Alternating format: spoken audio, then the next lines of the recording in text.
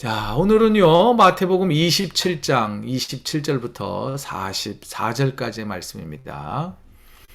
마태복음 27장 27절부터 44절까지 말씀, 우리 한 목소리로 읽겠습니다. 시작! 이에 총독의 군병들이 예수를 데리고 관정 안으로 들어가서 온 군대를 그에게로 모으고 그의 옷을 벗겨 홍포를 입히며 가시관을 엮어 그 머리에 씌우고 갈대를 그 오른손에 들리고 그 앞에서 무릎을 꿇고 희롱하여 이르되 유대인의 왕이여 평안할지어다 하며 그에게 침 뱉고 갈대를 빼앗아 그의 머리를 치더라. 희롱을 당한 후 홍포를 벗기고 도로 그의 옷을 입히어 십자가에 못 박으려고 끌고 나가니라. 나가다가 시몬이란 구레네 사람을 만나매 그에게 예수의 십자가를 억지로 지워 가게 하였더라. 골고다 즉 해골의 곳이라는 곳에 이르러 쓸개 탄 포도주를 예수께 주어 마시게 하려 하였더니 예수께서 맛보시고 마시고자 하지 아니하시더라. 그들이 예수를 십자가에 못 박은 후에 그 옷을 제비 뽑아 나누고 거기 앉아 지키더라. 그 머리 위에 있는 유대인의 왕 예수라 쓴 죄표를 붙였더라. 그때에 예수와 함께 강도 둘이 십자가에 못 박히니 하나는 우편에 하나는 좌편에 있더라. 지나가는 자들은 자기 머리를 흔들며 예수를 모욕하여 이르되 성전을 헐고 사흘에 짓는 자여 내가 만일 하나님의 아들이어든 자기를 구원하고 십자가에서 내려오라 하며 그와 같이 대제사장들도 서기관들과 장로들과 함께 희롱하여 이르되 그가 남은 구원하였으되 자기는 구원할 수 없도다. 그가 이스라엘의 왕이로다. 지금 십자가에서 내려올지어다. 그리하면 우리가 믿겠노라. 그가 하나님을 신뢰하니 하나님이 원하시면 이제 그를 구원하실지라. 그의 말이 나는 하나님의 아들이라 하였도다 하며 함께 십자가에 못 박힌 강도들도 이와 같이 욕하더라. 아멘. 자, 오늘 말씀의 제목은요, 예수님이 십자가에 못 박히셨다라는 제목으로 은혜 나누도록 하겠습니다. 자, 어제 우리가 총독 빌라도가 예수님을 유대인의 종교 지도자들에게 넘겨주었다 그랬죠. 총독 본디오 빌라도가 예수님을 십자가에 못 박아도 좋다고 이제 명령을 내렸습니다. 그러자 로마 병사들이 예수님을 붙잡아서 총독이 있는 안토니오 요새로 끌고 갔습니다. 그곳에서 예수님은 많은 채찍질을 당하셨는데요. 그림을 하나 볼까요? 예수님에게 행한 이 채찍은 이렇게 생겼대요. 근데 로마 병사들은요, 이 가죽끈에 납덩어리를 묶어 놓았고요. 날카로운 동물 뼈 조각에 달린 가죽 채찍으로 예수님을 내리쳤습니다. 뺨을 때리고 얼굴에 침을 뱉으며 온갖 비난과 욕설을 퍼부었습니다. 병사들은 예수님의 옷을 벗기고 자기들 어깨 위에 있는 붉은색 망토를 씌웠습니다. 그림 한번 볼래요? 로마 군인들이 입었던 이런 붉은 망토를 대신 예수님에게 입혔습니다. 이 붉은색 망토는 왕의 옷이라고 하는, 붉은색은 왕을 상징했기 때문입니다. 왕관을 대신해서 가시면류관을 예수님의 머리에 씌웠습니다. 또 왕이 들고 다니는 지팡이를 대신해서 갈대를 꺾어서 오른손에 쥐어주었습니다. 예수님을 우스꽝스러운 왕의 모습으로 만들어 놓고 조롱하기 시작했습니다. 어떤 병사들은 무릎을 꿇고 유대인의 왕 만세를 막 외쳐댔습니다. 이렇게 심한 채찍을 맞으시고 온갖 조롱과 핍박을 다 당한 후에 예수님은 이제 십자가를 지고 사형장이 있는 골고다 언덕까지 약 800m의 고난의 길, 일명 비아 돌로로사라고 하는 십자가의 길을 걸어가기 시작을 했습니다. 보통 우리가 십자가 하면 저 사진에 있는 것처럼 플러스 모양의 십자가를 생각하기 쉽지만 당시 로마의 사형틀이었던 십자가는 대부분 저 골고다 언덕에 위에서 아래로 있는 기둥은 항상 그곳에 설치해 놓고 대부분 가로로 되어 있는 십자가만 지고 갔다고 문헌에는 또 남아 있기도 합니다. 물론 우리가 생각하는 십자형 플러스형, 십자형 이 십자가만 있는 게 아니라 여러 모양의 사형틀이 있었다고도 전해집니다. 자, 그런데 예수님은 이미 많은 채찍에 맞았습니다. 얻어맞기도 하고 발길질을 당하기도 하고 뺨을 얻어맞기도 해서 온몸이 이미 지친 상태였습니다. 만신창이가 된 몸으로 십자가를 지고 가다 서다를 반복했습니다. 급기야 예수님은 온 힘이 다 빠져 결국은 쓰러지고 말았습니다. 32절 보죠. 32절을 보면 예수님이 십자가를 지고 가다 넘어지고 쓰러지자 시몬이란 구레네 사람을 만나게 됩니다. 이 시몬은 아마 저 아프리카 출신이었을 수도 있을 것 같습니다. 그가 피부색이 검은색인 흑인이었다고 전해지기도 합니다. 이 사람은 원래 유대인이 아니었지만 이방인이었는데 유대인으로 개종해서 예루살렘에서 어떤 일을 하면서 그곳에서 지냈던 것 같습니다. 아무래도 뭔가 일을 보기 위하여 이 예루살렘 이 성 안쪽으로 나왔다가 예수님이 십자가를 지고 가는 행렬과 만나게 되었습니다. 그런데 예수님이 십자가를 지고 가다 넘어지자 로마 군인이 억지로 그에게 예수님의 십자가를 대신 지고 가도록 했습니다. 당시 로마의 권력이 이런 것이었습니다. 아무나 붙들어다가 일을 시키고 무엇이든지 시켜도 항변할 수 없고 뭐라 말할 수 없는 그런 식민지 백성들의 처참한 모습을 이 모습 속에서도 잠깐 엿볼 수가 있습니다.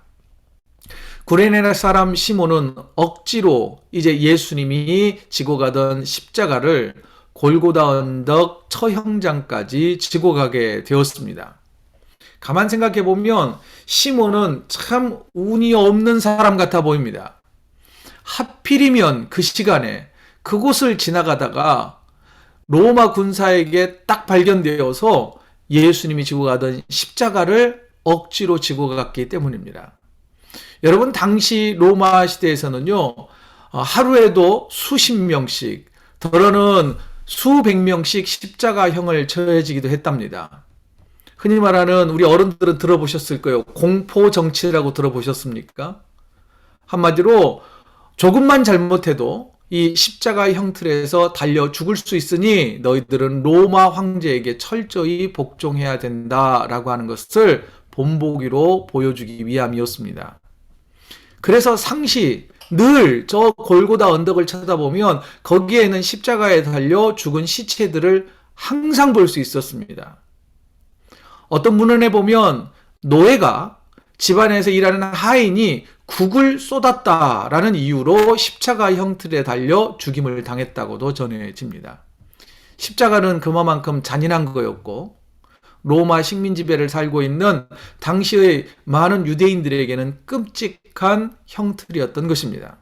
자, 그런데 하필이면 구레네 시몬이라는 사람은 그 쳐다보기도 싫은 이 십자가를 억지로 지고 갔으니 재수가 없어도 참 너무나 없는 사람 같아 보입니다. 그런데 다른 본문인 마가복음 15장 21절을 보면 그 예수님의 십자가를 지고 간 사람이 알렉산더와 루포의 아버지였다라고 소개해주고 있습니다. 자, 알렉산더와 루포의 아버지인 구레네 사람 시몬이 억지로 십자가를 지고 갔다. 그런데 사도 바울은 이 알렉산더와 루포의 아버지였던 구레네 사람 시몬을 로마서 16장 13절에서는 이렇게 기록하고 있습니다. 다 같이 한번 읽어봐요. 시작! 주 안에서 택하심을 입은 루포와 그의 어머니에게 문안하라. 그의 어머니는 곧 내 어머니니라. 여러분, 이 억지로 십자가를 지고 갔던 시몬의 아들이 바로 루포라고 하는 사람이었고요. 시몬의 아내가 바로 지금 사도 바울에게 있어서는 어머니와 같고 형제와 같으며 가족과 같은 동역자가 되었다라고 말해주고 있습니다. 여기에서 귀한 가르침이 있습니다. 시몬이 십자가를 지고 갈 때는 억울하고 아주 재수없는 일이라고 생각했을 것입니다. 그런데 그가 십자가에 달려 죽어가시는 예수님을 바라보면서 그가 연약한 자들과 힘없는 자들을 위하여 기꺼이 고통당하시는 예수님을 바라본 시몬은 그 자리에서 예수님의 제자가 되기로 결심한 것 같습니다. 그 이후 시몬은 예수님의 제자가 되어서 자기 십자가를 지고 주님을 따르기 시작했던 것이죠. 자기뿐 아니라 자기의 아들들과 아내와 온 식구들이 예수 그리스도를 영접하게 된 것입니다. 여러분, 우리가 살다가 보면 어쩔 수 없이 해야 하는 일들이 있곤 합니다. 정말 하기 싫은데 피하고 싶지만 억지로 하는 일들이 꼭 있곤 합니다. 힘들고 어렵지만 그러나 시몬처럼 우리가 묵묵히 감당해 보는 것은 어떨까요? 우리도 시몬처럼 십자가를 지고 주님을 대신하여 골고다 언덕까지 올라가는 그 수고를 마다하지 않을 때 주님께서는 우리 가정에, 저와 여러분들의 가정에 구원의 은혜, 또 다른 예비된 은총과 축복을 내려주실 것이라는 사실을 믿으시기 바랍니다. 물론 여러분들이 지금 짊어지고 있는 십자가만도 힘들고 무거울 수 있습니다. 그러나 하나님께서 그 십자가를 통하여 은혜를 베풀어 주신다고 하는 사실은 분명히 믿을 수 있는 저와 여러분 되기를 원합니다. 더러는 또 이렇게 재밌게 이야기하더군요. 여러분들이 지금 지고 가는 십자가가 이후에 주님 앞에 섰을 때 나와 하나님 사이를 가로막고 있는 그 계곡을 건널 수 있는 다리가 된답니다. 여러분, 십자가를 작은 것 지려고 하지 마십시오. 십자가를 자꾸 잘라내려고 하지 마십시오. 십자가를 주께서 지어주신 그 십자가만큼 주님께 다가설 수 있는 다리 역할을 하게 될 것입니다. 자, 이렇게 골고다 언덕에 도착한 예수님은 십자가에 못 박히셨습니다. 그리고 31절을 보시죠. 31절. 그 머리 위에 이는 유대인의 왕 예수라 쓴 죄패가 붙어 있었다라고 기록을 남겨주고 있습니다.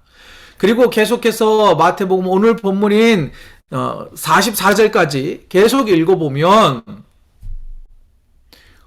예수님께서 어떻게 십자가에 못 박히셨는지, 어떤 고통을 받으셨는지 그 과정을 자세히 설명해 주지 않습니다. 그 과정을 생략하고 주변 사람들의 반응을 더 자세히 기록합니다. 예수님의 손과 발에 못을 박아서 십자가에 달아올린 로마 병사들은 어떻게 했나요? 그들은 예수님의 옷을 제비 뽑아 나눠 가졌습니다. 십자가에 달린 예수님을 향해 비난과 조롱을 계속 이었습니다. 조롱했습니다. 본문 40절을 보실래요? 40절에는 이렇게 기록되어 있습니다.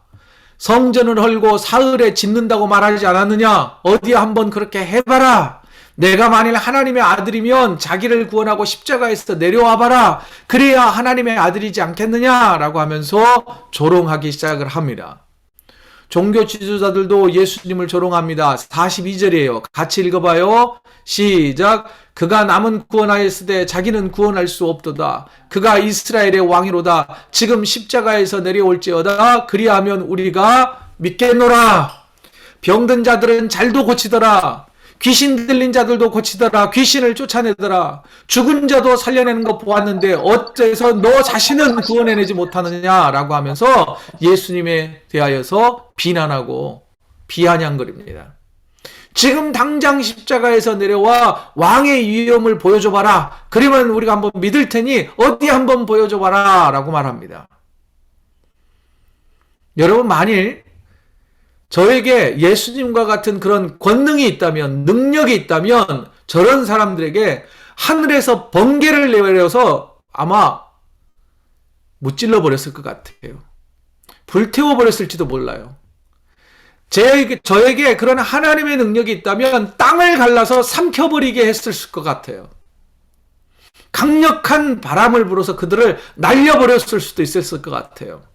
하지만 힘이 있고 능력이 있는 예수님께서는 묵묵히 십자가의 죽음을 선택하셨습니다. 도무지 이해가 가지 않는 모습 아닙니까? 능력이 있으면서도 무능력하게 십자가에 달려 죽음을 선택한 예수님의 선택이 도저히 이해가 잘 되지 않습니다. 우리가 믿는 하나님이, 예수님이 이렇게 약하고 무능력하게 손가락질 당하면서 죽으셔야 할 만한 그런 이유가 어디 있냔 말이에요. 그런데요, 바로 이것이 우리가 믿는 기독교의 복음의 진리라는 거예요. 이것이 바로 예수 그리스도의 매력이라는 거예요. 여러분, 예수님이 다른 종교의 신들과 다른 점이 바로 이런 거예요. 여러분, 로마 시대를 배경으로 하고 있기 때문에 로마 사람들이 그리스 로마 신화를 보면 엄청나게 많은 신들이 있잖아요. 제우스든 헤라든 헤라클레스든 포세이돈이든 이런 모든 신들을 한번 봐보세요. 그 어떤 신들도 이 땅 사람이 사는 곳으로 내려오려고 하지 않습니다. 그 어떤 신도, 그 어떤 종교의 신도 그 신이 사람을 대신해 죽는 경우는 없습니다. 사람을 제물로 바치라, 사람을 괴롭게 하고 어떻게 하든 경배를 받는 것이지 신이 사람들이 사는 곳으로 내려오지 않아요. 그러나 오직 예수님만이 죄 많은 인간을 위해 스스로 십자가에 달려 죽으셨습니다. 예수님이 죽으심으로 우리를 살려주셨단 말이에요. 이것이 기독교의 믿음이며 신비요 매력입니다. 이것이 하나님의 은혜요 예수 십자가의 사랑인 것입니다. 여러분, 십자가에 달려 죽으심으로 우리를 향하신 사랑을 확인시켜 주신 것입니다.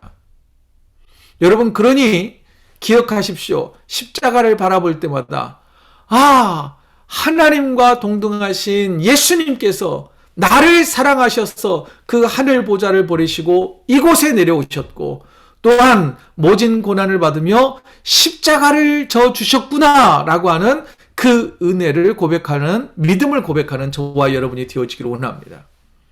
또 하나는요, 그렇다면 우리도 예수님의 사랑을 본받아 구레네 시몬처럼 저와 여러분들에게 지어진 삶의 십자가, 믿음의 십자가를 성실하게 묵묵히 지고 가 보기로 결단하기를 저와 여러분 되기를 원합니다. 여러분, 십자가를 지고 가는 자들에게는요, 반드시 은혜와 축복이 뒤따르기 마련입니다. 여러분, 그 사실을 잊어버리지 마시기 바랍니다.